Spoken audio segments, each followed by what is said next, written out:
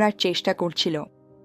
তার চোখে ছিল নিষ্পাপ উচ্ছ্বাস, কিন্তু জীবন কখনো কখনো হঠাৎই অন্যরকম হয়ে ওঠে। হঠাৎ ঝোপের আড়াল থেকে বেরিয়ে এলো এক ক্ষুধার্ত সিংহ। বহুদিন ধরে খাবার পায়নি সে। তার নিজের শাবক অসুস্থ, খাবার না আনতে পারলে শাবকটাও বাঁচবে না। মরিয়া হয়ে সে ভয়ঙ্কর দৃষ্টিতে তাকাল ছোট্ট ধুলোর দিকে। ধুলো থমকে গেল। তার মনে হলো আজই বুঝি তার শেষ দিন। সিংহ ঝাঁপিয়ে পড়তে যাবে, ঠিক তখনই বজ্রের মতো গর্জন তুলে ছুটে এলো তার মা।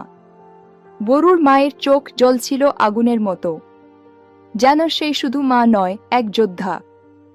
মাঠের সব প্রাণী দূর থেকে আতঙ্কে তাকিয়ে রইল।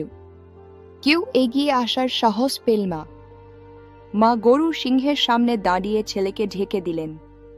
সিংহ হুঙ্কার ছেড়ে তাকে আঘাত করার চেষ্টা করল, কিন্তু মা গরু সিংহকে শিং দিয়ে এমন জোরে ঠেলে দিলেন যে সিংহ মাটিতে গড়িয়ে পড়ে। আবার উঠে আক্রমণ করল, আবার ঠেকাল মা। নিজের সন্তানের জন্য তিনি আজ নিজের জীবন দিতে প্রস্তুত। যুদ্ধটা কিছুক্ষণ চলল। শেষে এক প্রচণ্ড আঘাতে সিংহ নিস্তেজ হয়ে গেল। ক্ষুধা, দুর্বলতা আঘাত মিলিয়ে সে আর